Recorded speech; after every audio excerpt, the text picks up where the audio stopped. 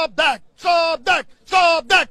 No entry in Azad Maidan, गैर कानूनी आजाद मैदान में तरंगा तू नहीं आंदोलन कर सकता या डंके की चोट पे। ए तुमच्या राज ठाकरेंना मी सांगत आहे, तुमचे जे पिलावळा मला जे धमक्या देत आहेत फोनवर, ते काही उपरून भारे बांधू शकत नाहीत। हे चॅलेंज आहे। कष्टकरी जनसंघ अशा विध्वंसक गोष्टीला घाबरत नाही। त्यामुळे खबरदार राज ठाकरे आपल्या पिलावळांना सांगा, धमक्यांचे फोन करायचे नाहीत।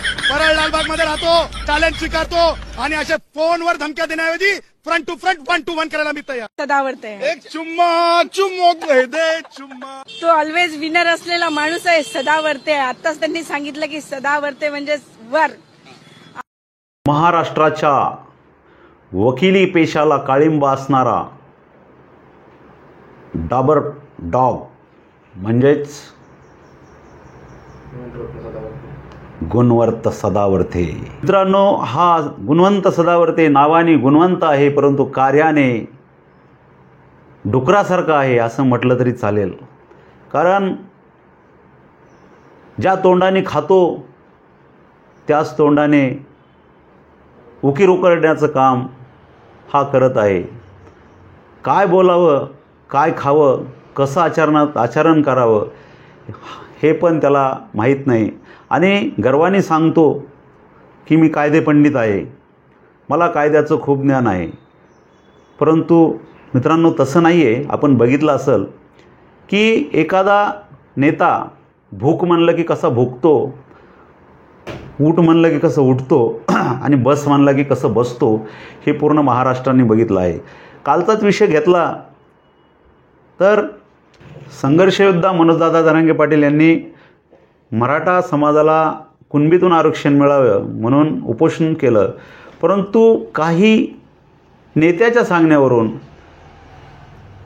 त्याच्या मालकाच्या सांगण्यावरून त्यांनी हायकोर्ट या ठिकाणी रिट पिटिशन दाखल केली आणि रिट पिटिशन दाखल केल्याच्या नंतर त्याचं असं म्हणणं होतं की मनोजदादा जरांगे पाटील याला उपोषण करता येत नाही, मी करूनच देणार नाही। परंतु मला एक प्रश्न विचारायचा आहे सदावर्ते साहेब, ही मुंबई आपल्या बापाची नाही आहे, तुझ्या बापाची नाही आहे, ही मराठी माणसांची मुंबई आहे, मराठ्यांची मुंबई आहे। मित्रांनो, याला भीतीही वाटते आणि सांगतो मी कुणाच्या बापाला भीत नाही।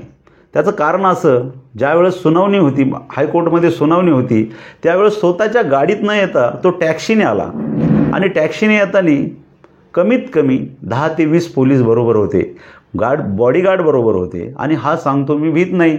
मग भीत नाही तर तू पोलीस का घेऊन येतो, तू टॅक्सीने का येतो?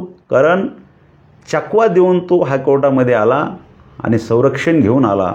कारण आम्ही डोळ्यांनी बघितलं, कारण मराठा समाजाचा एवढा रोष होता की जर मराठा आंदोलकांच्या हातामध्ये जर गुणवंत सदावर्ते, मी गुणवंत मुद्दामून म्हणतो, कारण तो जरी त्याचं शिक्षण कायदे पंडिताचं झालं असेल, परंतु तो कायदे पंडितासारखं वागत नाही, म्हणून त्याला सदावर्ते म्हणून मी। कारण सदावर्ते हा टॅक्सीने आला आणि टॅक्सीने आल्याच्या नंतर तो कोर्टामध्ये गेला, नंतर त्याची सुनावणी त्यावेळेस झाली। परंतु मित्रांनो, एखाद्या वकिलाला असं अशोभनीय काम करता येतं का, बोलता येतं का? ठीक आहे, तुला कायद्याने अधिकार दिलेला आहे, कायदा सांगतो, कायद्याचं व्यक्तिस्वातंत्र्य आहे, परंतु काय बोलावं, कसं बोलावं? आज 5 कोटी लोकांचा राजा म्हणून ज्याला ओळखला जातो, तो संघर्ष योद्धा मनोजदादा जरांगे यांच्याविषयी आपण अपशब्द वापरता, खालच्या दर्जाचं बोलता, हे कुठंतरी अशोभनीय आहे। म्हणून ह्या ज्या प्रतिक्रिया आहेत, ह्या जनसामान्यांच्या प्रतिक्रिया आहेत, लोकांच्या प्रतिक्रिया आहेत, मी फक्त आपल्यापर्यंत पोहोचवण्याचं काम करत आहे। तरी मित्रांनो, गुणवंत सदावर्ते यांच्याविषयी आपल्याला काय वाटतं ते आम्हाला नक्की कळवा आणि आमचे असेच वेगवेगळे व्हिडिओ पाहण्यासाठी आमच्या चॅनलला आत्ताच लाईक करा, शेअर करा, कमेंट करा आणि सबस्क्राईब करायला विसरू नका। जय हिंद, जय महाराष्ट्र, जय शिवराय।